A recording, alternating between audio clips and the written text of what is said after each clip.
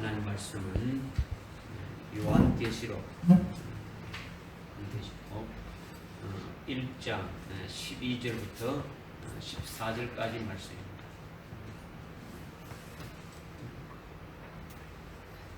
요한계시록 1장 12절부터 14절까지 말씀입니다.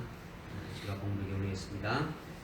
나에게 말씀하신 그 음성을 보렸고 돌았으니 7 금촛대가 보이더라. 그 7 촛대 사이로 인자 같은 이가 있는데 발까지 닿는 옷을 입고 가슴에는 금으로 만든 띠를 둘렸더라.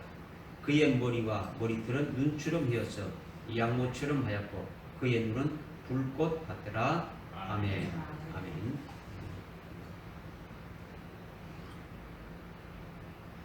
비가 많이 오는데 그래도 여러분들 주의 전으로 달려왔으니까 오늘 하나님께서 베풀어 주시는 은혜가 바깥에 내리는 그 비처럼 아주 여러분들 속에 차고 넘치기를 먼저 주님의 이름으로 축복합니다. 우리가 매주일 말씀을 이어서 이렇게 드리고 있는데 여러분이 말씀을 듣고 이렇게 맥을 잡아서 지금까지 무슨 말씀을 이렇게 하시는지 확실히 깨닫고 생명이 될 수 있기를 바랍니다.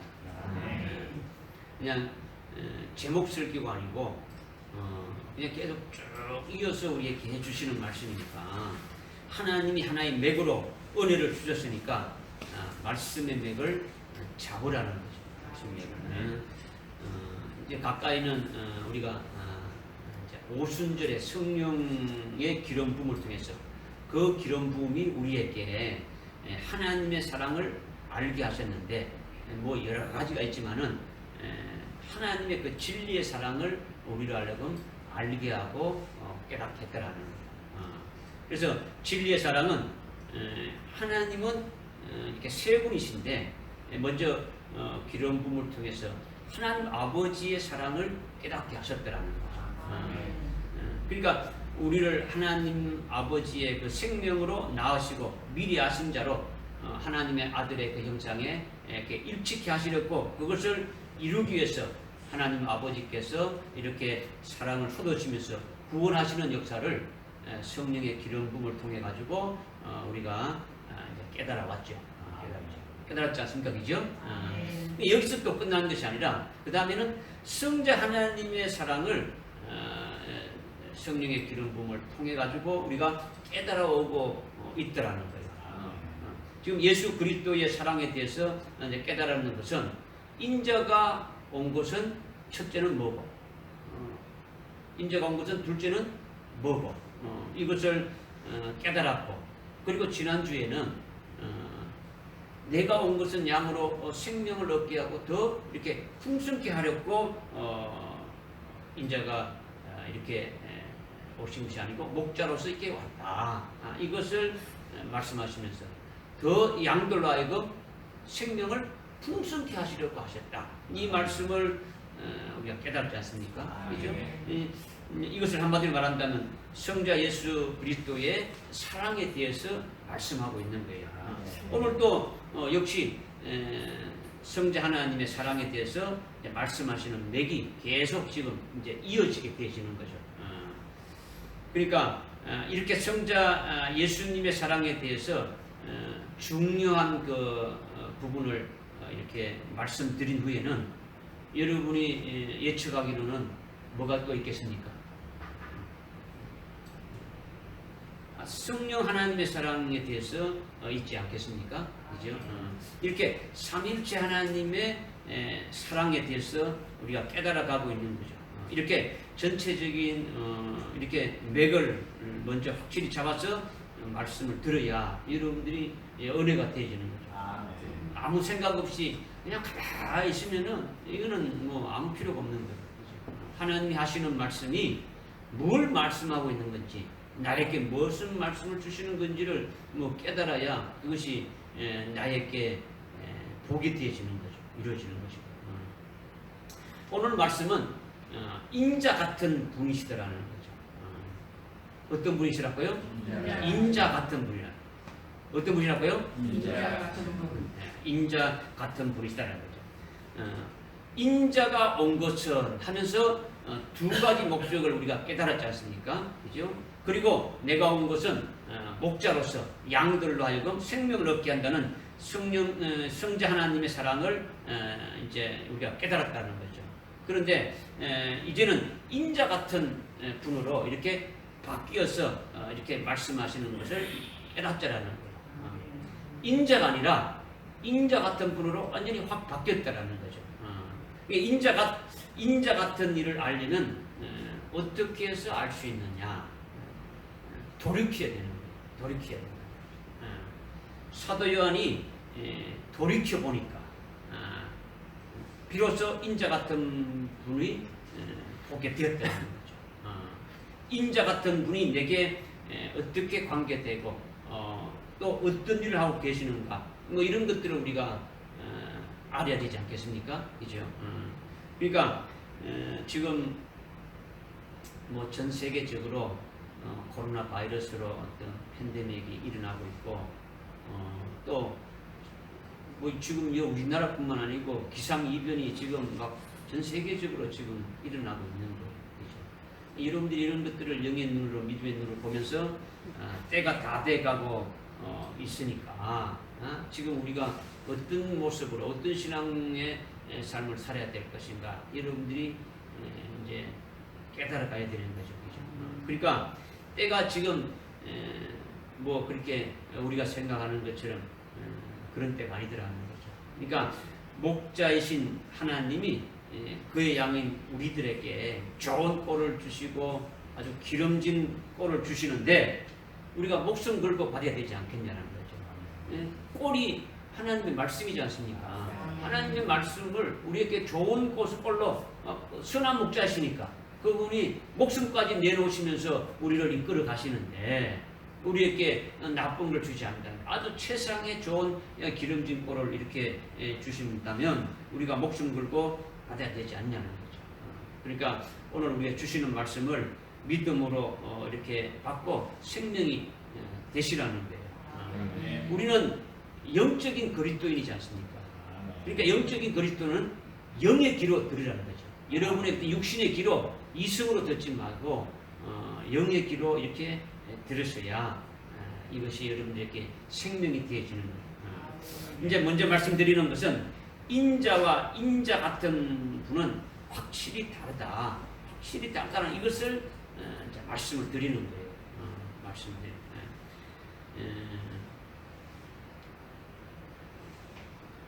여러분들 제가 또 말씀을 강조하는 게 뭐냐면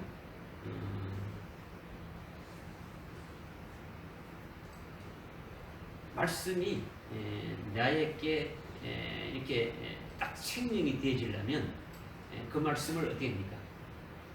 제3자처럼 이렇게 듣는 게 아니고 나에게 주시는 말씀으로 확 받아야 된다는 거죠. 나에게 주시는 말씀. 그러니까 오늘 주시는 인자 같은 분이 나와 관련이 있다는 겁니까? 없다는 겁니까? 있다는 거예요. 아주 직접적으로 그렇게 관련된다는 거죠. 그렇다더라. 오늘 목사님이 그런다는데 설교하는데 그렇다더라. 이렇게 들으면은 이거는 아무 소용이 없는 거예요. 그러니까 나와 직접적으로 관련이 되어 있다는 것을 여러분들이 분명히 이걸 깨닫고 믿음을 받으시라는 거죠. 믿으십니까? 네. 예수님이 스스로 자신을 칭하기로는 인자라고 했죠. 인자. 예수님 자신을 가리켜서 인자라 했다라는 거죠. 그래서 예수님이 인자가 온 것은 그렇게 말씀하셨는데 인자는 태초의 말씀이신 그분이 어디입니까? 성자 하나님이시죠. 태초의 말씀이신 그분이 성자 하나님이신데 그분이 육신을 입고 왔다는 거죠. 육체를 입고 왔다는 거죠. 하나님의 아들 하나님이신데 혈과 육의 몸을 입으셨다는 거죠. 그래서 사람과 같은 혈과 육의 몸을 입으시니까 아주 연약한 거예요.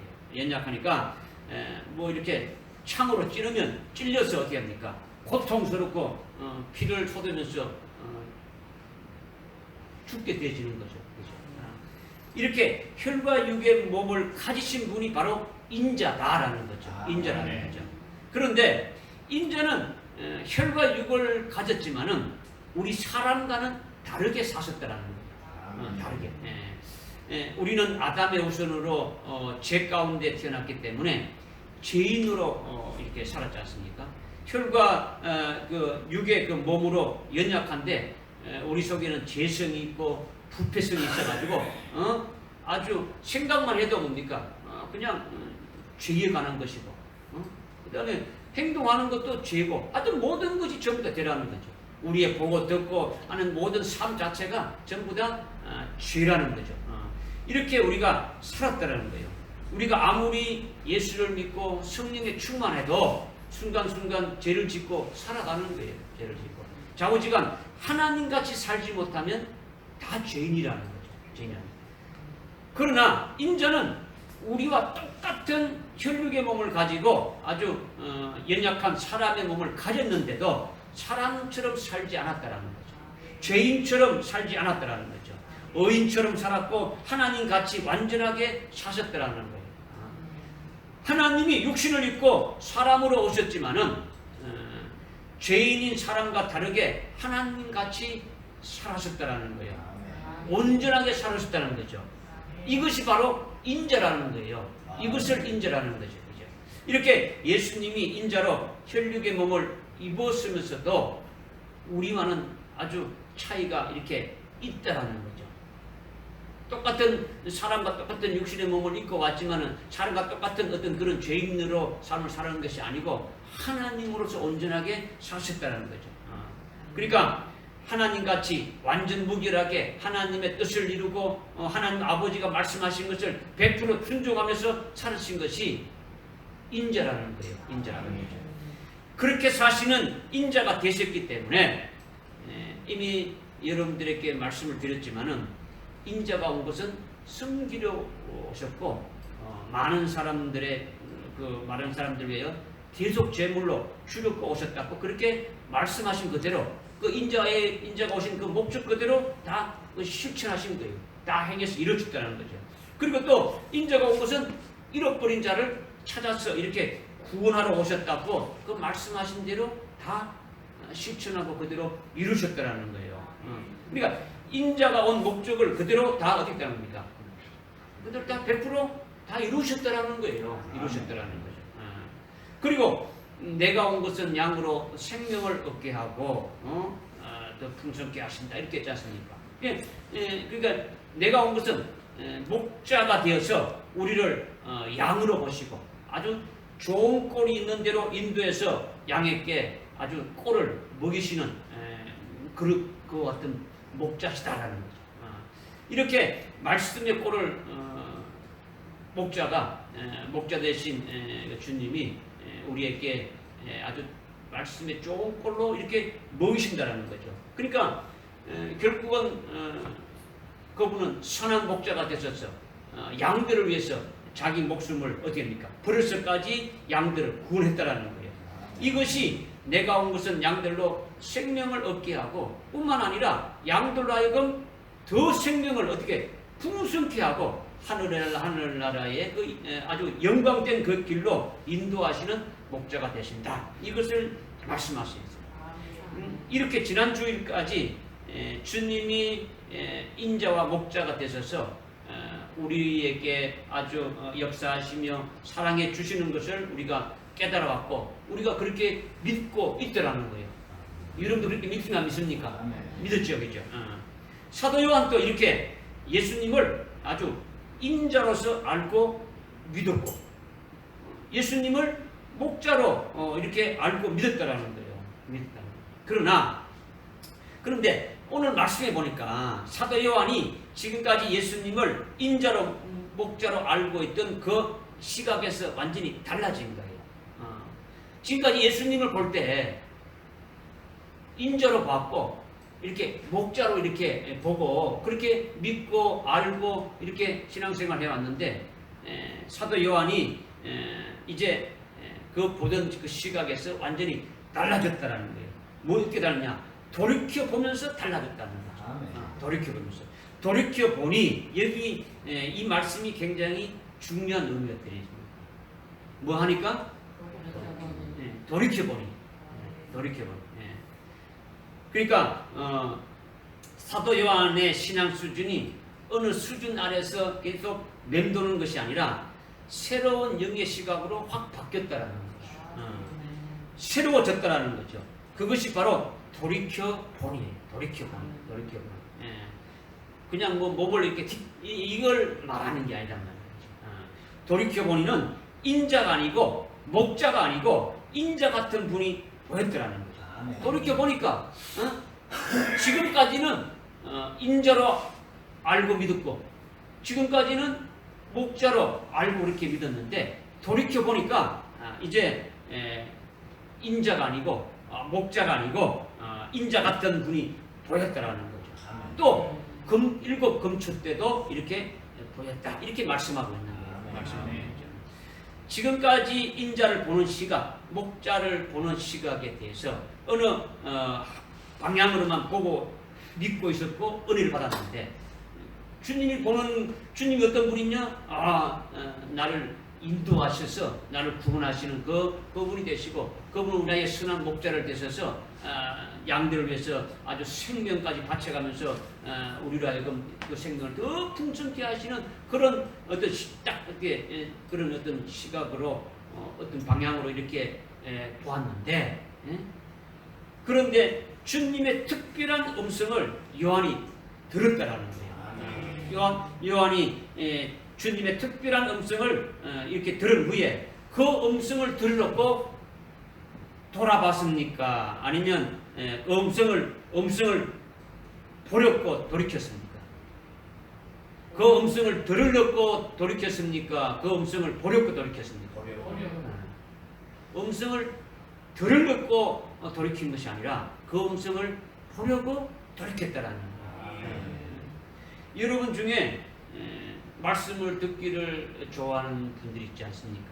물론 우리 교회는 아니지만 다른 교회 가면 말씀도 안 듣는 분들이 많잖아요, 그죠? 왔다 갔다 하면서 돌아다니면서 그죠? 근데 이제 말씀을 듣는 걸 좋아하는 분이 있는데 이것은 나쁜 건 아니지만은 대부분이 뭐냐? 말씀을 듣고 그것으로 끝난다라는 거예요. 말씀을 듣고 들은 그것으로 그냥 땡이라는 거죠. 땡. 들었다면 믿음의 눈으로 바라봐야 된다는 거예요. 오늘 나의 주신 그 말씀이 그 실상이 뭔가 이렇게 부여치는 자 되는 거죠. 그러니까 여러분이 아는 욥이 아주 연단, 환난과 고통을 아주 엄청나게 받았지 않습니까? 그 받은 후에 하나님의 말씀을 이렇게 들은 후에 고백한 것이 뭐냐면 욥기 42장 5절에 보니까 내가 주께 대해서 귀로만 들었는데 지금까지는 귀로만 들었는데 이제는 눈으로 내가 주를 본다는 거예요. 이제는 주를 본다. 여러분이 말씀을 들으면 그거를 그냥 들은 거로 지식으로 그냥 남는 게 아니라 그것이 믿음의 실상으로 딱 돼가지고 보는 자가 되어야 되는 거죠. 보는 자가. 그죠? 하늘나라를 보고 내가 줄 영광을 보고 소망을 바라보고 다 그것이 보는 자가 되어야 되는 것이지 그냥 듣는 대로 그냥 지식으로 있는 자가 되면 아무것도 안 된다는 거예요. 사도 요한은 하나님의 특별한 음성을 이렇게 들리니까 그 음성을 들으려고 돌이킨 것이 아니라는 거죠. 12절에 보니까 나에게 말씀하신 그 음성을 보려고 돌았으니 그렇지 않습니까? 그렇죠? 사도 요한에게 말씀하신 그 음성을 들으려고 돌이켰다라는 거죠. 믿어집니까? 네. 왜 아멘입니까? 들으려고 돌이켰습니까? 그럼 들으려고 돌이켰다니까 여러분들 아멘 했잖아요. 보렵고 돌이킨다는 거죠. 믿어집니까? 네. 보렵고 돌이켜서 이렇게 봤다라는 거예요. 그러니까 지금까지 보던 각도에서 확 돌이켜서 다른 각도에서 봤다라는 거예요. 완전히 영의 시각이 바뀌어진 거예요. 영의 시각이 바뀌어진 거죠. 지금까지 예수님을 인자로 아주 목자로 보던 시각과 그분을 믿고 깨달은 그 범주를 초월해가지고 지금까지 믿던 그 어떤 시각에서 완전히 이렇게 벗어나서 다른 각도로 돌이켜서 새로운 영의 시각으로 봤다라는 거예요. 인자와 목자이신 예수님이 이제는 인자 같은 분으로 사도 요한에게 보여졌다라는 거예요. 뿐만 아니라 뭐도 보였습니까? 그렇죠. 7 금초 때도 보았다라는 거예요. 아멘. 지금까지 말씀드린 것이 깨달아집니까? 아멘. 사도 요한에게 주님의 특별한 그 음성이 들렸는데 그 음성을 듣고 그 음성을 보렸고 돌이켰다라는 거죠. 그 음성을 들었고 돌이킨 것이 아니고 그 음성을 보렸고 돌이켰다. 돌이키니까 뭘 보았느냐? 인자 같으신 분을 보았고 또 7 금초대를 보게 되었다. 이것을 사도 요한만 그런 게 아니라 여러분도 믿어서 믿음의 눈으로 볼 수 있었으면 좋겠어요. 아멘. 지금 사도 요한이 그렇게 했으니까 설명하는 것이 아니라 여러분이 실제 믿고 여러분의 믿음의 눈으로 사도 요한과 똑같이 그것을 보는 자가 되라는 거예요. 딴 생각하지 말고 믿기만 하면 돼요. 믿기만 하면 돼요. 그런데 인자 같은 분은 인자와 목자하고는 완전히 다르다라는 거예요. 완전히 다르다는 거죠. 인자와 인자 같은 분이 다르다는 이것을 여러분이 믿으시라는 거죠. 믿으시라는 거죠. 제가 계속 이제 믿으라는 것을 계속 강조하는 것이 여러분에게 직접 해당되니까 믿으라는 거예요. 육신을 입고 사람들에게 오신 예수님이 자신을 가리켜 뭐라 했습니까? 인자라고 했죠. 인자. 그러니까 인자나 목자는 우리 사람과 같은 혈육의 몸을 입으신 분이시라는 거죠. 그래서 사람들이 예수님을 보고 아주 볼품없다고 하면서 예수님께 욕을 하게 되면 그냥 예수님 어떻게 합니까? 욕을 먹는 거예요. 욕을 먹는 거예요. 예수님께 고난을 주면 예수님은 그대로 고난을 받으시는 분이 되신다는 거죠. 예수님이 십자가에 못 박아 버리면 못 박아서 물과 피를 다 쏟고 죽는 거예요. 이것이 인자라는 거죠. 인자라는 거죠.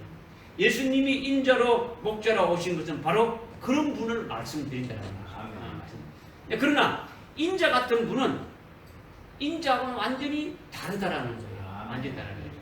인자 같은 분은 혈육의 몸인 인자와 완전히 다른 어떤 몸이냐면 부활체다라는 거죠. 아주 영체라는 거죠. 영체. 연약한 혈육의 몸이 아니라 아주 영화롭고 아주 존귀한 하늘에 속한 신령한 몸을 입었고 아주 영화로운 몸이다라는 거예요. 그러니까 완전히 다른 거예요. 완전히 다른 거죠. 또한 인자 같은 분은 앞으로 왕으로 오셔서 자기 나라를 이렇게 세우시고 왕으로 통치하신다는 거예요.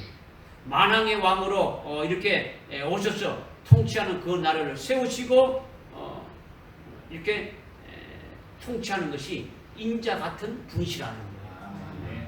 믿어집니까? 그러나 인자는 그런 것이 아니죠. 인자는 자기 백성을 구원하러 오셨기 때문에 고난 받으러 오셨기 때문에 사람들이 때리면 맞는 거예요. 십자가에 달려 구원하러 오셨기 때문에 사람들이 침을 뱉으면 수욕을 당하시는 거예요. 죽이면 죽임을 당하는 것이 인자라는 거죠. 그러나 인자 같은 분은 그런 것이 아니다라는 거죠. 인자 같은 분은 하나님 보좌 우편에 계시면서 아주 영광된 몸으로 아주 신령한 몸으로 계시면서 아주 권세와 능력과 영광과 존귀를 이루 말할 수 없는 거예요. 그리고 이 인자 같은 분의 이름 앞에 모든 이름이 무릎 꿇게 되어 있으니까 인자하고는 완전히 다르다라는 거예요. 믿으십니까? 그분의 인자를 거역하고 인자를 이렇게 죽였지만은 인자 같은 분은 심판의 주님이시기 때문에 그분에게 감히 거역하거나 그분을 감히 이렇게 대적하거나 불신하는 자는 그분이 오셔서 그냥 놔두지 않는 거예요. 아주 뭡니까? 진노의 심판으로서 아주 질그릇같이 아주 깨트려 부수시는 거예요. 이것이 심판의 주가 되시는 것이 바로 인자 같은 분이시라는 거예요. 인자 같은 분이시라는 거예요. 이거를요, 그냥 여러분이 그냥 머리로 인자 같은 분은 하늘나라에 부활의 몸을 입고 실과 몸을 입었다. 앞으로 심판의 주님으로 이렇게 오신다. 아주 영광스러운 자. 이렇게 그냥 머릿속에 담아봐야 아무 소용이 없는 거예요. 뭐라 했죠? 이거를 어떻게 하라겠죠? 머리로 지식으로 알지 말고 믿음의 눈으로 인자 같은 분을 어떻게 하는 겁니까? 보라는 거예요. 지금 보라는 거예요. 그 주님이 누구의 주님이 되십니까? 나의 주님이 되시는 분임을 내가 거기에 속해 있는 것이 되지 않나요? 사도 요한의 위치에서 여러분이 동일하게 그 주님을 내가 보고 주님이 나와 관계되기 때문에 그 주님이 나에게 이렇게 와셔서 이렇게 말씀하시는구나 갖다가 깨달아야 되지, 그냥 여러분들이 뜻풀이 하는 식으로 깨닫게 되면은 이거는 아무것도 안 되지는 거죠. 그죠? 직접 나에게 해당되는 분이라고 믿음의 눈으로 보고 믿고 그런 관계가 되어지라는 거예요. 이것을 왜 그러냐? 중요하다는 거예요. 여러분들이 매번 들어도 이것이 잘 안 되어지는데 이게 중요한 거예요. 엄청나게 중요한 거예요. 그러니까 지금 인자 같은 분은 완전히 다르다는 것을 이렇게 말씀을 드리는데, 인자 같은 분은 영광된 몸으로 아주 신령한 몸으로 또 왕이 되시고 또 그분은 심판의 주가 되신다는 거죠. 그러나 인자는 어떤 분이십니까? 인자는 이렇게 죽으러 오셨고 고난받으러 오셨고 모욕을 이렇게 받으러 이렇게 오셨다라는 거죠. 그러니까 인자와 인자 같으신 분은 똑같지 않다는 거죠. 다르다라는 거죠. 그러니까 인자 같은 분이 다르다라는 것을 여러분에게 깨달으라고 자꾸 제가 이제 말씀을 드리는 거예요. 사도 요한이 확 돌이켜가지고 인자 같은 분을 보니까 인자 같은 분과 사도 요한과의 그 관계가 확 달라졌다라는 거예요. 어떻게 보니까? 돌이켜보니까. 인자 같은 분은 지금 사도 요한이 돌이켜서 인자 같은 분을 딱 봤는데, 그 인자 같은 분은 그냥 인자 같은 분이구나 이게 아니고, 그 인자 같은 분은 사도 요한에게 신랑이 되어지는 거예요. 사도 요한은 인자 같은 분의 신부라는 거죠. 신부가 되어지는 거예요. 되는 거예요. 이런 관계로 어떻게 됩니까? 확 바뀌어지는 거예요. 여러분의 그 시각이 그렇게 바뀌어지라는 거예요. 또한 인자 같은 분은 사도 요한을 왕과 제사장으로 세우는 분으로 이렇게 관계가 확 바뀌어졌다는 거예요. 지금까지는 인자로서, 목자로서 나를 구원해 주신 그 구주로서 나에게 생명을 주고 이런 그런 참 좋은 말씀으로 인도해 가시는 그런 분으로 이렇게 깨달았는데, 이제 어떻습니까? 완전히 그 보는 시각이 완전히 바뀌어져 가지고 인자 같은 분으로 보게 되어진 것은 바로 그분이 나의 신랑이 되시고 나는 그분의 신부가 되시고 그분이 나의 왕이시고 나를 왕으로 제사장으로 이렇게 세우실 그런 분이심의 관계가 이렇게 바뀌어졌다는 거예요. 그러니까 사도 요한이 돌이켜서 영의 시각으로 새롭게 확 바뀌어지니까 바로 그 인자 같은 분은 사도 요한에게 신랑이 되시고 아주 만왕의 왕으로서 자기를 왕으로 세우시는 분이시고 신부로 세우는 분이시다. 이렇게 확고하게 뭡니까? 아주 관계가 바뀌어졌다라는 거예요. 영의 시각에서 새로워졌다라는 거죠. 이거는 말로 다 말로 되는 게 아니지 않습니까? 그죠? 어떻게 되는 겁니까? 믿음으로. 믿음의 눈으로 바라는 거예요. 믿음의 눈으로 바라는 거죠. 나를 그렇게 해주시는 분을 믿음의 눈으로 여러분이 봐야 그 관계가 되어진다라는 거예요. 그러면서 또 본 것이 인자 같은 분 외에 또 뭘 봤습니까? 금촛대를 보았다라는 거죠. 금촛대. 7 금촛대가 보였다는 거죠. 7 금촛대는 요한계시록의 2장, 3장의 7 금촛대 교회를 가리키는 거예요. 7 금촛대가. 여러분들이 저 뒤에 21절까지 또 읽어보게 되면은 나오는 거예요.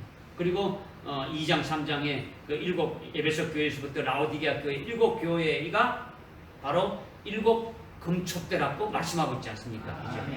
7 금촛대 가운데 일곱 금촛대 가운데 인자 같은 분이 계셨다라는 거죠. 일곱 금촛대. 촛대가 한 개, 두 개, 세 개, 네 개, 다섯, 일곱 개 이렇게 따로가 있는 게 아니고 촛대 중심에 일곱 촛대가 이렇게 같이 있죠, 그죠? 그러니까 일곱 촛대 사이에 있다는 것은 일곱 교회 가운데 뭡니까? 일곱 교회 가운데 인자 같은 분이 다니시고 계시는 분이시다. 이것을 지금 말씀하고 있는 거예요. 그러니까 일곱 금촛대 가운데 계시는 인자 같으신 분은 이 일곱 금촛대 교회에 속한 자들을 그의 신부로 세우시고 그리고 왕이나 제사장으로 세우시는 일을 하시는 분이시다라는 거예요. 이것이 인자 같은 분이시라는 거예요. 이렇게 사도 요한이 본 것 같이 오늘 우리들도 보라는 것이 오늘 말씀의 핵심이에요. 핵심이에요. 영의 눈으로 보고 믿음의 눈으로 보고 그렇게 되기를 바라시는 거예요. 그래서 오늘 이 말씀을 주시는 거예요. 그래서 사도 요한이 돌이켜보니 일곱 금촛대가 보이고 인자 같은 분이 보였다라는 것을 지금 말씀드리는 거예요. 계속. 아 그렇구나. 오늘 설교 내용에 요한계시록 1장 12절 14절까지 말씀했는데 이런 말씀이구나. 이렇게 해서 지식으로 이렇게 담아두는 것이 아니라 우리가 사도 요한처럼 그렇게 돌이켜야 한다라는 거예요. 돌이켜야 한다. 영의 시각으로 새롭게 달리 봐야 한다라는 거죠. 달리 봐야 한다. 신앙의 어느 범주를 초월해야 된다는 거예요. 지금까지 인자가 온 것은 목자가 온 것은 그런 차원은 구원이고 내게 생명을 주는 것이고 아주 중요하지만은 그런 차원에서 그러니까 초월하라는 거죠. 초월해서 돌이켜 보면서 인자 같은 분이 보이고 금촛대가 보이더라. 이 말씀을 오늘 우리에게 하신다라는 거예요. 그러니까 여러분이 은혜를 받으려면 복을 받으려면 어떻게 해서 복을 받습니까? 주님이 여러분들에게 은혜를 주고 이렇게 복을 주는 것은 교회를 통해서 하지 않습니까? 교회를 통해서 복을 이렇게 주시고 은혜를 주시는데 주님이 직접 와가지고 어떻게 합니까? 직접 와서 여러분들에게 이렇게 말씀하는 것이 아니지 않습니까? 이 교회에 사자로 담임 목사를 세워가지고 담임 목사를 통해서 말씀하지 않습니까? 그렇지 않습니까? 그러니까 여러분들이 길을 이렇게 귀로는 듣고 있지만은 마음으로 아주 딴 생각하게 되면은 말씀이 전폭적으로 이렇게 들어갑니까? 안 들어갑니까? 안 들어가는 거예요. 안 들어가는 거예요. 예? 말씀이 바로 들어가지 못하고 굴복되지는 거죠. 아니면 아예 들어가지 않는 거죠. 그러니까 그렇게 되면 돌이킬 수가 없다라는 거예요. 돌이킬 수가 없다라는 거죠. 현재 그 자리에서 유지도 못하는, 현재 이 신앙 상태에서 유지도 못하는 거죠. 그러면 여러분이 손해지. 여러분. 예수님이 손해가 아니고 오늘 내가 손해가 아니라 여러분 자신이 복을 못 받는 거예요. 그러니까 이제 말씀을 제가 계속 이렇게 하는 거는 여러분들이 이렇게 스펀지에 물을 이렇게 쫙 이렇게 빨아들이듯이 여러분의 말씀이 여러분들 속에 그냥 쫙쫙 이렇게 빨려 들어가야 돼요. 빨려 들어가요. 여러분들이 말씀을 받는지 안 받는지는 앞에 서서 말씀을 증거해 보면 알아요. 여러분의 마음 상태와 여러분의 모든 상태를 다 알아요. 주님이 다 아시는 거죠. 아시는 거죠. 여러분들이 진짜 아주 마른 땅에 물을 쫙 붓게 되면은 그냥 물이 완전 쫙 이렇게 스며 들어가듯이 여러분들이 그런 아주 갈급하고 사모하는 마음으로 탁 이렇게 받아줘야지고 내 마음에 탁 믿음으로 탁 생명이 이렇게 되어지지 않으면은 안 된다. 그러니까 여러분이 사도 요한 같이 돌이켜 보니 인자 같은 분이 있고 일곱 금촛대가 보이더라. 이렇게 믿음으로 믿음의 눈으로 봤으면 좋겠다. 그런 것을 자꾸 제가 강조해 드리는 거예요. 사도 요한이 돌았으니까 인자 같은 분이 보였댔는데 우리 역시 믿음의 눈으로 보면 뭐가 보이는 겁니까? 예? 뭐가 보입니까? 인자 같은 분이 보여야 되는 거죠.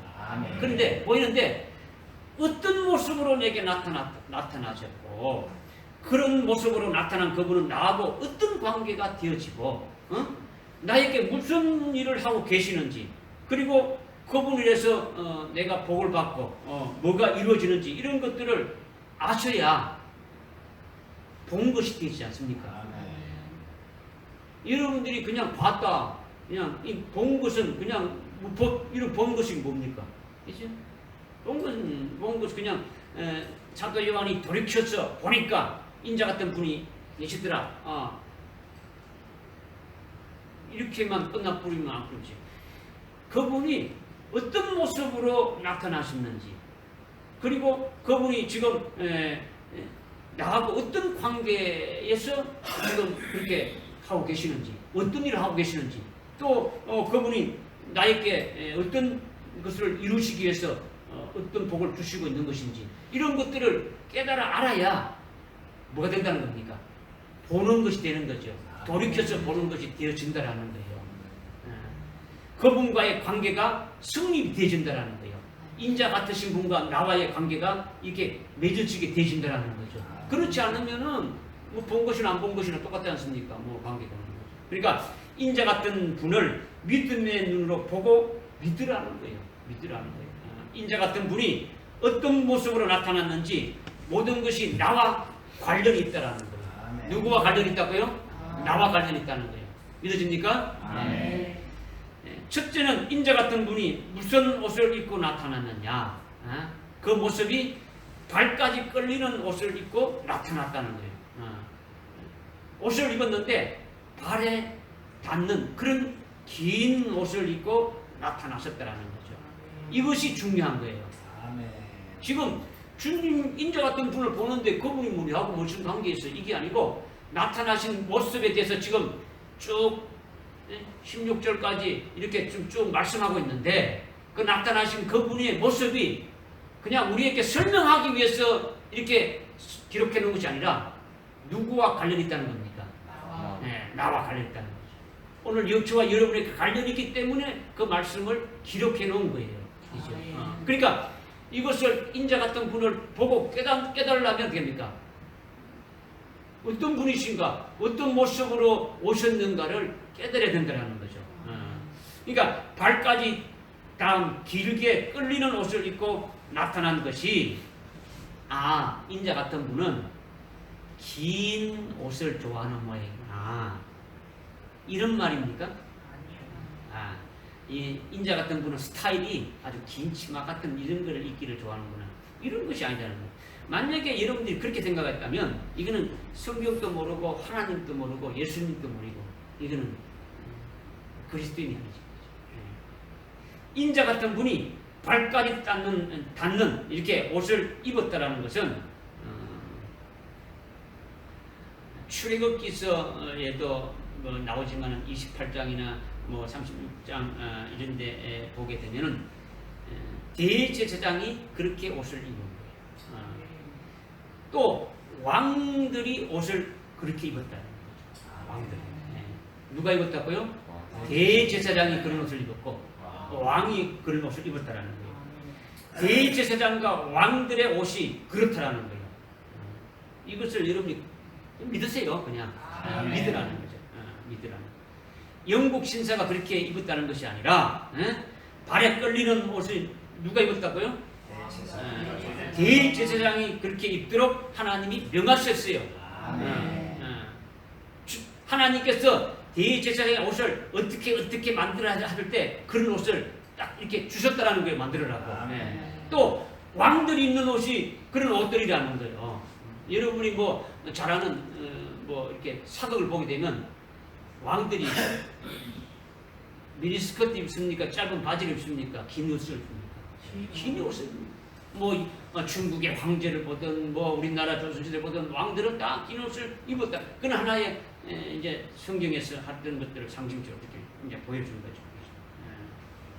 그러니까 인자 같은 분은 사도 요한인 내게 대제사장이며 왕이 되실 분이라는 거죠. 지금 사도 요한이 보는데 그분이 그렇게 나타나신 인자 같은 분이 그렇게 모습을 나타나는 것은 바로 그분이 사도 요한의 대제사장이 되시며 왕이 되신다는 것을 이렇게 계시해 주셨다라는 거예요. 아멘. 믿어집니까? 아멘. 그래서 히브리서 10장 21절에 보게 되면 하나님의 집을 다스리는 대제사장이 계신다 이렇게 말씀하고 있어요. 하나님의 집을 다스리는 대제사장이 계신다. 하나님의 집은요 우리를 말하는 거예요. 우리를. 히브리서 3장 6절에도 말씀하고 있잖아요. 우리가 그 대제사장이신 예수 그리스도를 아주 확실히 믿으면 우리는 그분의 집이다. 집은 그분의 댁이죠. 아주 서울대 왔네 그러잖아요, 그죠? 그 아내 보고 그죠? 서울대 가죠, 그죠? 집사람 그러지 않습니까? 집 아내 보고 그죠? 그러니까 그리스도의 하나님의 아내가 되지고 그리스도의 신부가 되지는 것이 하나님의 집과 같은 거예요, 그죠? 믿어집니까? 그러니까 우리를 다스리는 대제사장이 계신다라는 거예요. 그러니까 믿음의 온전한 확신을 가운데서 아주 진실한 마음으로 우리를 다스리는 대제사장 그분께로 나아가자 이렇게 지금 말하고 있는 거예요. 이게 발까지 끌리는 옷을 입고 나타나신 인자 같은 분과 나와의 관계를 말씀하시는 거예요. 예수님이 그런 옷을 입었구나. 인자. 뭐 다른 데는 인자 있는데 왜 여기는 인자 같은 분을 했는가? 그렇게 쓰는 모양이다. 이게 아니고 인자와 인자 같은 분이 다르다는 걸 이런 깨달았다면 그 인자와 같은 분이 바로 어떤 분이라는 것을 또 나타나셔서 그 옷을 입은 것은 다 나와 관계되는 것을 말씀하니까 여러분이 믿음의 실상으로 이렇게 보게 되면은 직접 나를 그렇게 또 어떻게 하겠습니까? 그렇게 해주시는 분이 또 되지는 거죠.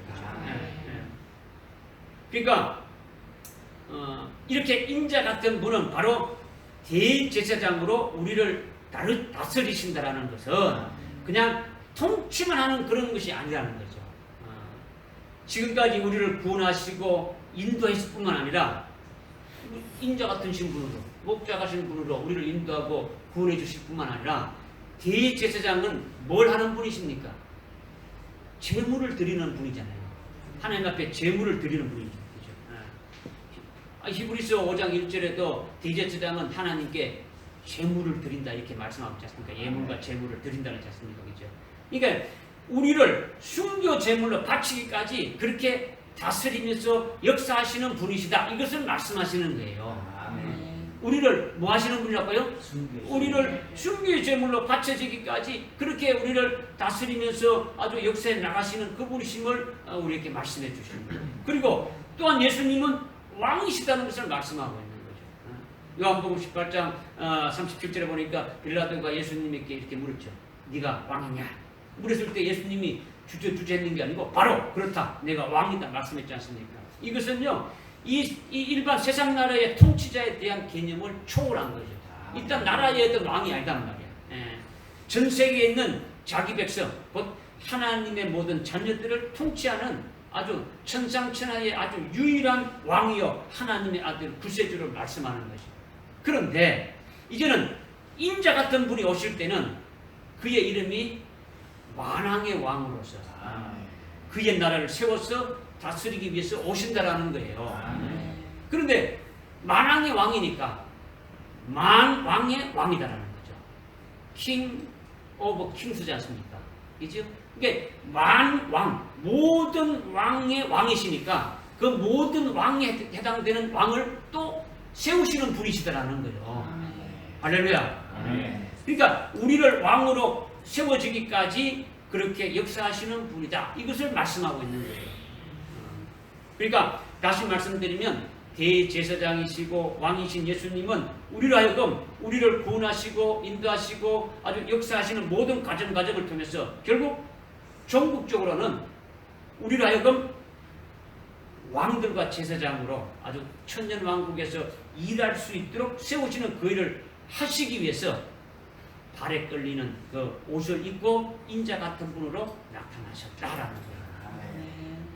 그러면 여러분들이 이것을 깨닫게 되면 나를 그렇게 하시는 분이심을 믿게 되고 그분이 바로 대제사장이 되시고 그분이 바로 만왕의 왕이 되셔서 나로 하여금 주님 오실 때 나로 하여금 제사장으로 세우시고 나로 하여금 왕으로 세우시는 그분이시구나를 갖다가 여러분이 깨닫게 되면은 그분을 보는 것이 되어지는 거예요. 할렐루야. 그러니까 전국적으로 우리를 천년왕국에서 왕들과 제사장으로 세워서 영광된 그 사역을 할 수 있는 자로 그렇게 하는 분이시다. 이것을 말하는 것이 발에 끌리는 옷을 입고 나타나신 대제사장이시고 우리를 다스리고 치며 결국 순교의 제물로 바쳐지기까지 아주 그렇게 하시는 분이시다. 이거를 말씀하시는 거예요. 그러니까 이거는 외워서 되는 게 아니죠. 1번 뭐뭐다. 2번 이렇게 이거 1번 긴 옷을 입고 나타났다. 이거 외워서 뭐합니까? 직접 나에게 해당되니까 그렇게 믿으면은 그렇게 해주시는 거예요. 이와 같은 분을 믿음의 눈으로 보면 되는 거예요. 그러니까 그분이 누구라고요? 바로 저와 여러분의 주님이 되시는 거예요. 주님이 되시는 거예요. 믿어집니까? 그 다음 두 번째는 어떤 모습으로 나타났습니까? 가슴에 금으로 만든 띠를 두르고 나타났다라는 거예요. 금띠를 둘렸다라는 거죠. 뭘 둘렀다고요? 금띠를. 금띠를 두른 것이 뭐냐? 여러분들이 구약 성경을 읽을 때에 대제사장의 옷을 입을 때 가슴에 무엇을 둘렸습니까? 예? 가슴에 이제 12보석, 12보석의 12지파 이름 아시겠죠? 그 12보석을 금에다가 끼어서 만든 흉배를 이렇게 가슴에다가 어떻게 두르는 거죠. 12보석과 같이 금이 제일 귀한 거지 않습니까? 그죠? 아주 귀한 거예요. 아주 귀한 것으로 상징하는 것이 금이다라는 거죠. 금이다라는 거죠. 그죠? 인자 같은 분이 가슴에 귀한 금띠를 띤 모습으로 나타나는 것은 그 12보석의 흉배를 두른 구약의 대제사장과 같이 아주 존귀하고 영광된 주님임을 말씀하는 거예요. 대제사장은 구약의 대제사장은 몇 명이 있었습니까? 한 명이에요. 그렇죠? 그러니까 그거는 그림자로 보여주신 거죠. 그렇죠? 그림자로 보여주셨다. 주님이 우리의 진짜 대제사장이 되셨다는 것을 히브리서에서 계속 우리에게 말씀하고 있지 않습니까? 그죠? 그런데 금띠를 주님이 어디에 둘렸댔습니까? 가슴에 둘렸다는 거죠. 가슴에 둘렸다. 예수님이 아주 존귀하고 영광의 주님임을 나타내는 거예요. 가슴에 둘렸다라는 건요, 아주 존귀한 분을 말합니다. 존귀한. 여러분들 뭐 옛날에 임금들도 가슴에 이렇게 흉들을 하지 않습니까? 그죠? 이렇게 금으로 만든 띠를 두르지 않습니까? 그죠? 그 영광의 주님이 두른 가슴의 금띠는 뭘 나타내느냐? 사랑을 나타내는 거예요. 사랑. 가슴 그러면 사랑을 나타내는 주님 사랑. 누구를 사랑하느냐? 우리를 사랑하는데 아주 정금같이 아주 변치 않는 사랑으로 아주 변함없이 사랑하는 걸 말하는 거예요. 아주 정금은 아주 불순물이 있습니까? 없습니까? 없죠. 찌꺼기가 있습니까? 없습니까? 하나도 없는 거예요. 이와 같이 우리 속에 찌꺼기나 불순물이 하나도 없이 싹싹 이렇게 빼주시는, 그렇게까지 사랑해 주시는 영광의 주님이심을 말씀하고 있는 거예요. 우리와 함께 하시고 역사해 주시는 그런 분이시다라는 거예요. 이게 인자 같은 분이시다라는 거죠. 그래서 가슴에 금띠를 띠고 나타나셨다라는 거예요. 가슴에 뭐를 띠고요? 금띠를 띠고 나타나요. 그런데 나나 여러분이 신앙생활을 아주 게을리하거나 온전히 순종하지 못함으로써 아주 찌꺼기나 이렇게 아주 불순물이 이렇게 잘 안 빠지고 남아있을 수 있습니까? 없습니까? 있죠. 이렇게 할 때, 이렇게 되었을 때 금띠를 띤 그 주님은 어떻게 하시느냐? 어떻게 하시느냐? 요한복음 13장 1절에 보니까 그 말씀하신 것 같이 아주 변함없이 끝까지 사랑하는 거죠. 세상에 있는 자기 사람들을 사랑하되 잠시 사랑하는 것이 아니고 어떻게 한다고요? 끝까지 한다. 주님이 이제 하늘나라로 아버지께로 갈 때가 되었는데 이 땅에 있는 자기 사람들을 사랑하는데 그냥 내버려두는 게 아니고 끝까지 사랑하신다라는 거예요. 그러니까 오늘 우리 속에 끝까지 사랑한다는 것은 뭘로 나타내 주느냐? 뭘로 나타내느냐? 찌꺼기와 우리 불순물들을 빼내 주는데 아주 끝까지 사랑하신다라는 거예요. 뭐처럼 하기 위해서? 주님이 뭘 들었다고요? 아주 영광스러운 아주 그 검띠를 들다면서 아주 영광의 주님을 말씀. 존귀하고 아주 영광스러운 그분을 말하는데 그분이 검띠를 들었더라는 거예요. 그 검은 불순물이나 찌꺼기가 없단 말이에요. 그죠? 그다음에 가슴을 둘렀다는 것은 주님의 그 사랑으로 우리를 아주 불순물과 찌꺼기가 없이 영광된 그 주님과 같은 그 영광을 받을 수 있는 자로 세우시기 위해서 그렇게 하신다라는 거예요. 아멘. 할렐루야. 그러니까 주님이 끝까지 사랑하는 것은 뭘로 나타나는 겁니까? 우리 속에 찌꺼기와 불순물을 빼내서 아주 정금 같은 자로 아주 그 영광의 주님과 일치시키게 하기 위해서 그와 같이 역사하시는 분으로 나타나는 것이 가슴에 금띠를 두르고 나타나는 분이시다. 이것을 말씀하신 거다. 그러니까 믿음의 눈으로 인자 같은 분이 이렇게 나타나셨다고 보고 믿으라는 거예요. 여러분 앞에 이렇게 나타나신 것은 폼 잡으려고 내가 이거야 폼 잡으려고 나타난 게 아니고 그렇게 해주시는 주님임을 믿고 하게 되면 그 주님과 나와 관계가 있게 됩니까? 안 됩니까? 되어지는 거죠. 그러니까 주님이 인자 같은 분이 나를 끝까지 이렇게 사랑한다는 것을 믿으시라는 거예요. 믿으시라는 거죠. 인자 같은 분이 어떤 모습으로 나타나셨고 그런 모습으로 나타난 그분은 나와 어떤 관계가 있고 내게 어떤 일을 하는 것이고 그리고 그분이 결국 나를 어떻게 이끄시는가 이것을 지금 풀어서 여러분들께 지금 설명해 드리고 있는데 이것을 어떻게 하라는 겁니까? 믿음으로 받으시라는 거죠. 믿음으로 받으시라는 거죠. 어렵더라도 여러분들이 믿음으로 받으시고 성령을 받으시면 이것이 믿어지게 되고 생명이 되어지는 거죠. 그러나 머릿속으로 지식으로 가지고 알고 있을 바야 아무 소용이 없어요. 아무 소용이 없어요. 여러분들이 이거 시험에 나오는 것도 아니잖아요. 이거 머리 외워서 뭐합니까? 누가 성경 많이 한다. 이거 필요 없는 거예요. 내가 거기에 주님과 나와 나를 그렇게 해주시는 주님으로 믿고 보고 그분이구나. 그분이 나를 지금 내가 이렇게 해주시는 그분을 내가 믿고 어떻게 이런 관계가 되어져야 된다는 거예요. 할렐루야. 다음 세 번째로 주님의 모습은 어떤 모습으로 나타나셨습니까? 예? 어떤 모습으로 나타났어요? 어떤 모습으로 나타났다고요?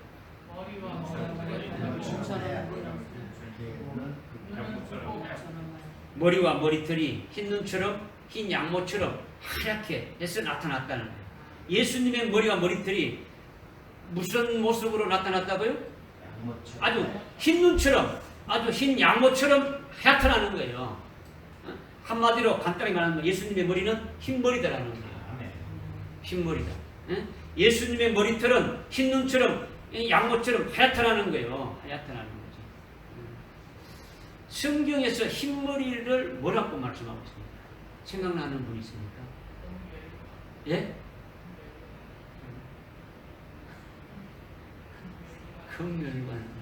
금멸류관이라고 말 안 했죠. 잠언 16장 31절에 보게 되면 영광의 멸류관입니다. 흰머리는 영광의 멸류관이라고 말씀하고 있죠. 이 영광의 멸류관은 어떻게 얻느냐면 흰머리는 영광의 멸류관인데 의의 길에서 얻는다고 그렇게 말씀하고 있어요. 의의 길에서. 그러니까 영광을 받았어. 영광의 관을 쓴 것이 흰머리라는 거예요. 흰머리라는 거죠. 그러니까 예수님의 흰머리는 의의 길에서 아주 얻은 영광의 관을 쓰셨다라는 거죠. 영광의 관. 의의 길에서. 그러니까 예수님이 인자 같은 분이 흰머리로 나타났다는 이 말씀은 잠언 16장 31절 말씀같이 예수님이 고난받으시고 예수님이 십자가에 죽임을 당하기까지 아버지의 뜻을 다 이루시고 결국 승리해서 영광을 받으신 것이 흰머리라는 거예요. 영광을 받으신 것이 뭐라고요? 흰머리라는 거죠. 그러니까 영광의 관을 쓰셨다는 거죠. 영광의 면류관을 쓰셨다는 거예요. 영광의 면류관을. 아버지의 뜻을 이루기 위해서 그 고통도 참고 십자가의 그 고난을 죽음까지 다 견디고 승리하신 거라는 거죠. 이것이 영광의 관을 썼다라는 거죠. 이겼었다는 거죠. 이겼었다는 거죠. 이게 예수님의 머리가 희더라는 거예요. 그렇다면 흰머리로 나타난 예수님 인자 같은 분은 내게 이렇게 승리했기 때문에 주님이 내가 이렇게 승리했기 때문에 그래서 내가 이 흰머리다 이렇게 뽐내기 위해서 이렇게 나타나신 것이 아니더라는 거예요.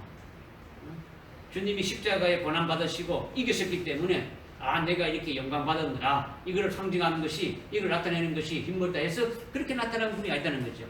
주님이 인자 같은 분으로 7 금초대 사이에 나타나신 것은 금초대 교회에 해당됩니까? 안 됩니까? 해당되지는 거죠. 금초대 교회에 속해 있다고 믿으시면 오늘 저와 여러분이 금초대 교회에 속한 것 같은 자들하고 믿으시면 흰머리로 나타난 예수님이 직접 여러분에게 해당됩니까? 안 됩니까? 여러분들에게 해당되어지는 거예요. 해당되어진다는 거죠. 이렇게 영광의 관을 쓰신 예수님, 승리해서 이기신 예수님이 자신과 같이 아주 금초대 교회에 속한 우리들을 그 아들의 형상에 어떻게 되면 일치케 하고 아주 영광을 받으신 그 주님의 영광과 똑같은 영광을 우리에게 어떻게 하겠죠? 입혀 주시려고 우리에게 역사하시는 분이시다 라는 것을 깨닫게 되지는 거죠. 아멘. 믿어집니까? 아멘.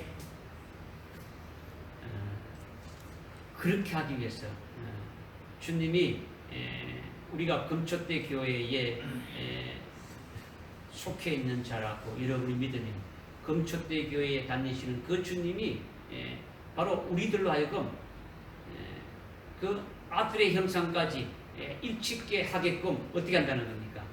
우리를 계속 어떻게 합니까? 우리를 계속 어떻게 해요? 우리를 어렵게 하지 않습니까?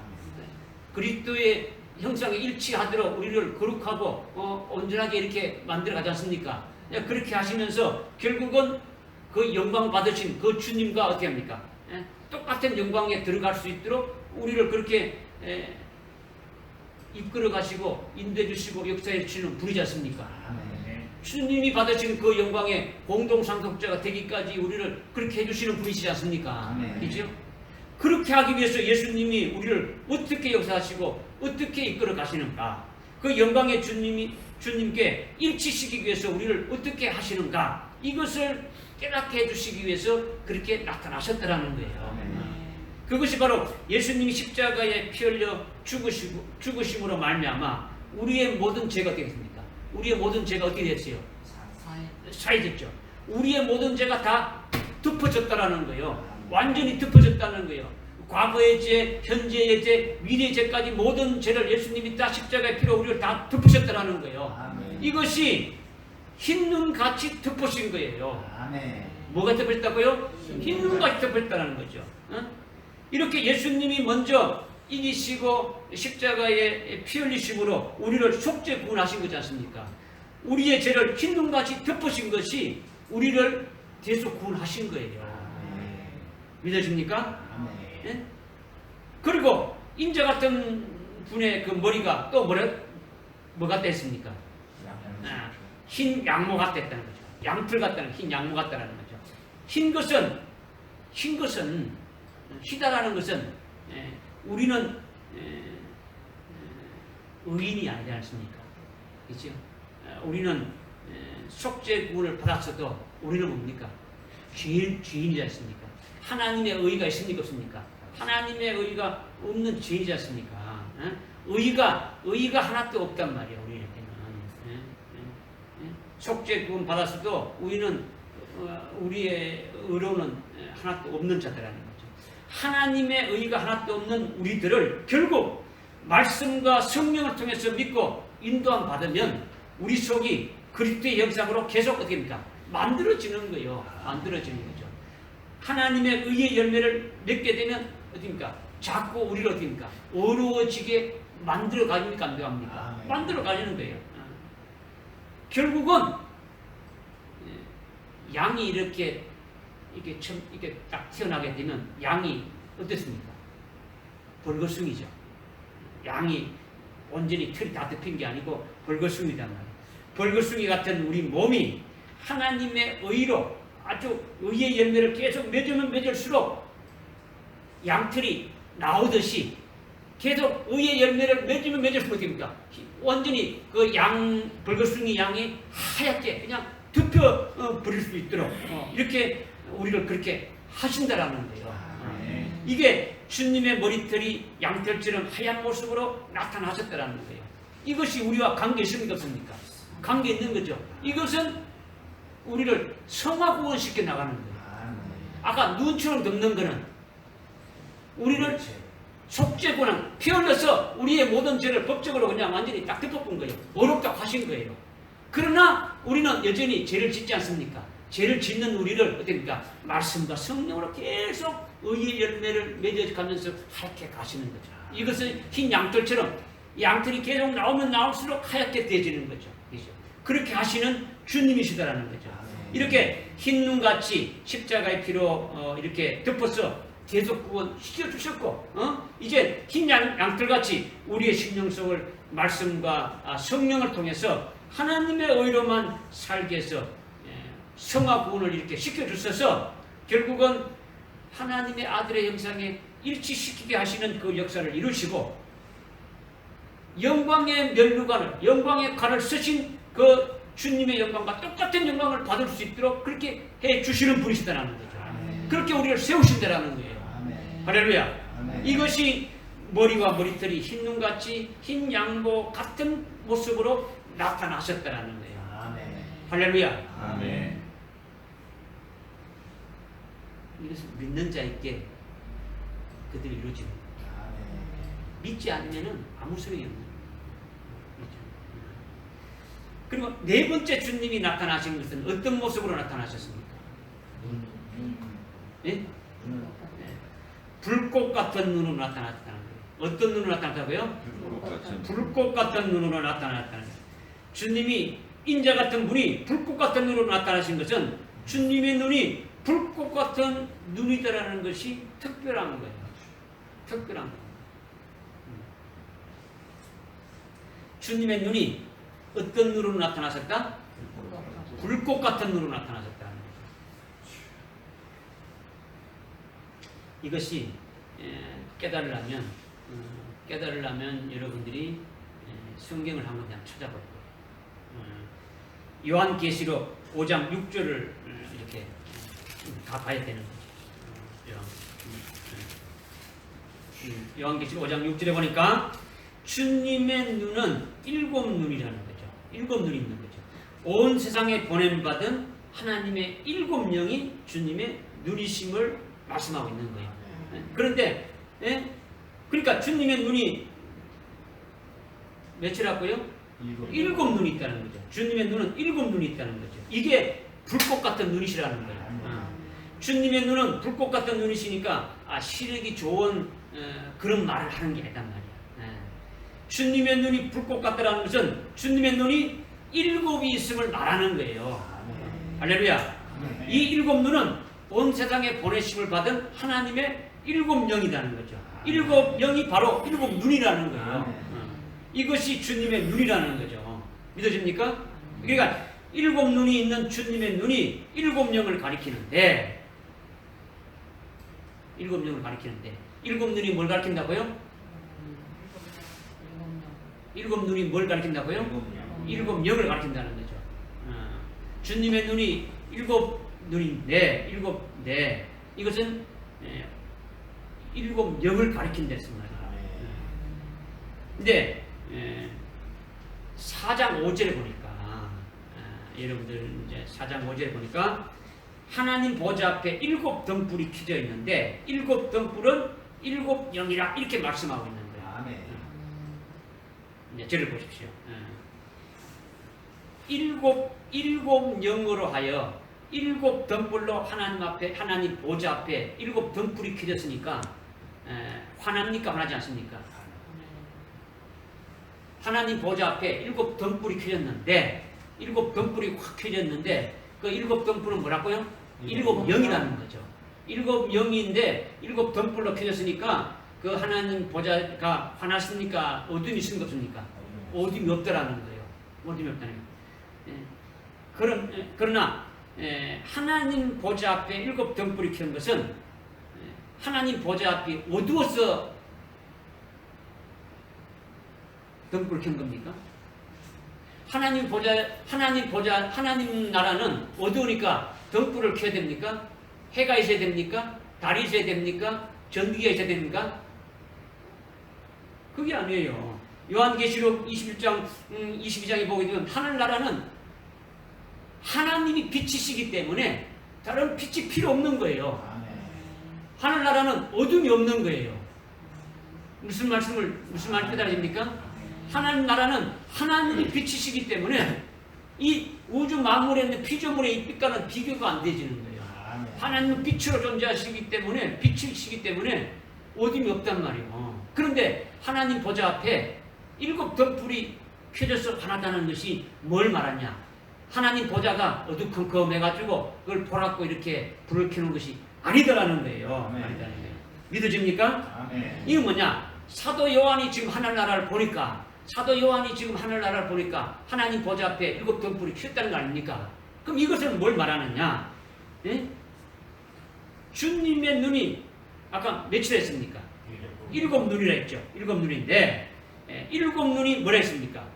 일곱 영이랬다는 거죠. 그러니까 사도 요한에게 일곱 영을 부어주게 되면 불꽃 같은 눈으로 사도 요한의 심령이 어떻게 되는 겁니까? 환하게 돼가지고 하늘나라를 어떻게 본다고요? 어디 없이 다 보여지는 거예요. 이 후라시 불 비춰가지고 이 하늘 보는 것이 아니라, 여러분이 지금 믿음의 눈을 보는데 어떻게 보느냐? 지금 주님이 불꽃 같은 눈으로 이렇게 보신다는 것은, 주님이 불꽃 같은 눈이 뭐냐면 일곱 눈을 말하는데, 그러니까 일곱 영이 자꾸 말씀하고 있죠. 그 일곱 영으로 지금 하나님 보좌 앞에 이게 등불 켜졌는 것은 바로 사도 요한이 볼 때, 사도 요한의 그 심령에 어둠이 하나도 없고 하늘나라에 하나님이 하시는 역사를 지금 다 보고 있습니까? 안 보고 있습니까? 다 보고 있는 거예요. 그러니까 주님이 불꽃 같은 눈으로 일곱 영으로서 사도 요한의 심령을 딱 해가지고 밝혀가지고 하늘나라를 다 볼 수 있도록 하셨으니까 어둠이 하나도 없더라는 거예요. 그러면 여러분이 일곱 영이 뭐예요? 성령이죠. 성령이 마지막 종말의 환란의 때는 일곱 영을 우리에게 부어준다 했는데, 그 일곱 영이 한 영, 두 영, 세 영, 네 영, 다섯 영, 여섯 영, 일곱 영까지 이렇게 충만케 해준단 말이에요. 그러면 한 영을 성령으로 충만함을 받아서 한 영이 있을 때는, 한 영으로 충만할 때는 밝아요, 안 밝아요? 밝죠. 그런데 두 영보다는 밝습니까, 안 밝습니까? 덜 밝죠. 세 영으로 충만하게 되면 두 영보다는 됩니까? 더 밝죠. 네 영으로 충만하게 되면 세 영보다는 더 밝죠. 다섯 영으로 충만하면 네 영보다는 더 밝죠. 그래서 일곱 영까지 충만하게 되면 어떻게 됩니까? 완전히 어둠이 하나도 없더라는 거예요.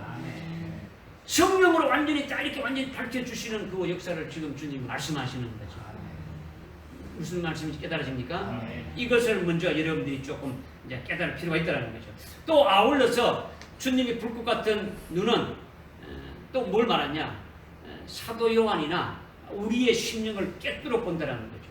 우리의 심령을 깨뜨려 보시는 거다는 거죠. 우리 속에 점과 흠이 다 보이는 거예요. 우리 속에 무엇이 있는 건지, 여러분의 모든 것들이, 아주 추한 것들이 다 있는 거예요. 여러분들이 사람을 속일 수 있지만은 하나님을 속이지 못하지 않습니까? 불꽃 같은 눈으로 여러분들 지금 보고 있는 거예요. 우리 속에 정욕과 욕심과 잘못된 것이 있음을 보이는 거예요. 보이는 거예요. 그런 것을 어떻게 하는 거야? 보고만 있는 겁니까? 주님이 뭐 하시는 겁니까? 그 주님과 나와 관계 있으니까 본다는 건 뭡니까? 불꽃 같은 눈으로 보아서 다 드러나게 하시는 거예요. 다 드러나게 해가지고 어떻게 합니까? 회개시키고 제거시켜가지고 온전케 해서 아주 모든 흠과 점이 없게 해주시는 주님이 불꽃 같은 눈이시다라는 거예요. 믿으십니까? 주님이 불꽃 같은 눈으로 그렇게 보시니까 우리는 어떻게 되는 겁니까? 불꽃 같은 눈으로 보시는 주님 앞에 숨길 수 없으니까 그러면 무서워서 떨어야 합니까? 주님이 여러분들의 어떤 생각을 갖고 있는지 여러분들 속에 뭐가 있는 것인지 다 낱낱이 아주 다 아시는 분인데 그런 주님이 그렇게 보신다면 여러분들은 어떻게 해야 됩니까? 무서워서 떨어야 됩니까? 어떻게 되는 겁니까?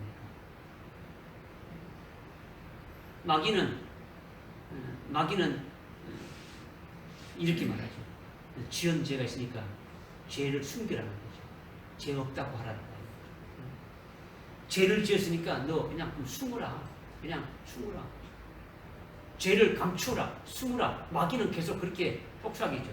그러나 하나님은 그런 것이 아니라는 거죠. 나의 흠과 점이 다 드러내지게 하시는 거예요.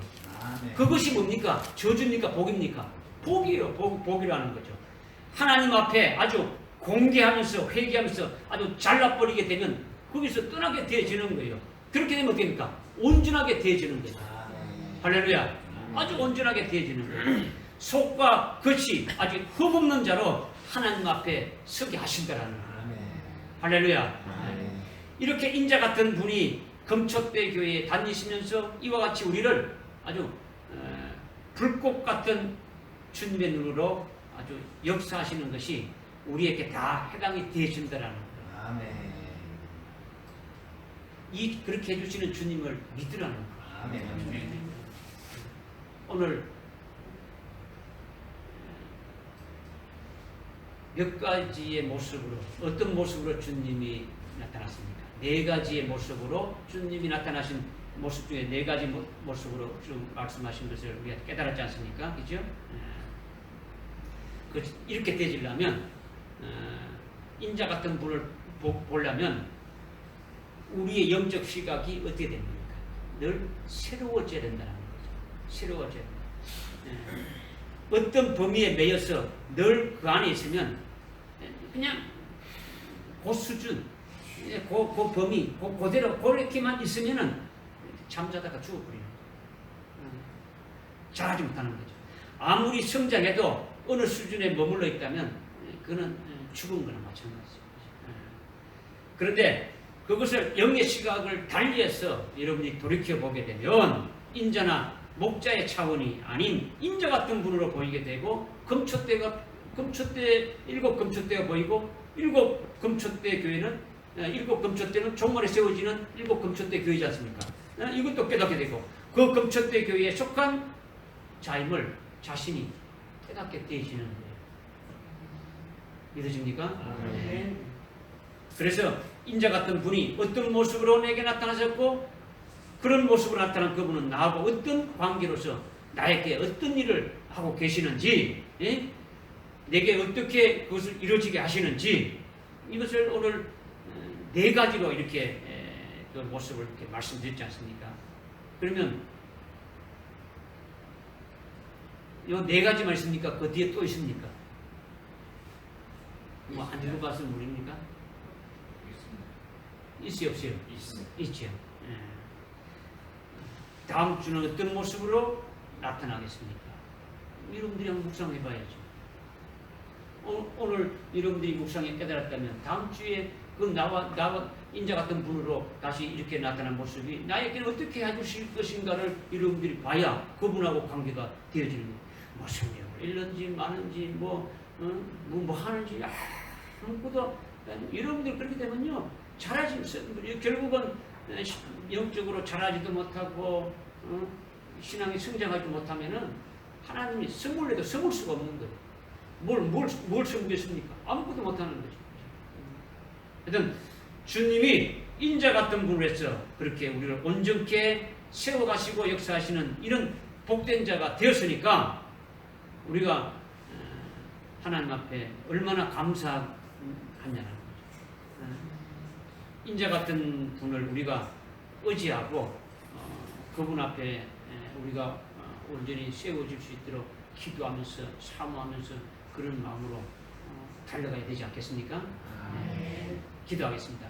하나님 아버지, 참으로 감사합니다. 오늘 요한계시록 1장 12절부터 14절의 말씀을 통해서 사도 요한이 돌아보니 인자 같은 분을 보고 일곱 금축들을 본 것 같이 똑같이 우리도 믿음의 눈으로 보게 하시고 깨닫게 하시고 우리의 영적 시각이 확 달라지게 하시고 새롭게 해주셔서 주님이 원하시는 그 분량에 속히 이렇게 할 수 있도록 우리를 참으로 이끌어 주시고 인도해 주시옵소서. 날마다 그렇게 해주시는 그 영광의 그 주님을 찬양하고 참여하며 나가는 저들 되게 인도해 주옵소서. 예수님의 이름으로 기도드립니다. 아멘.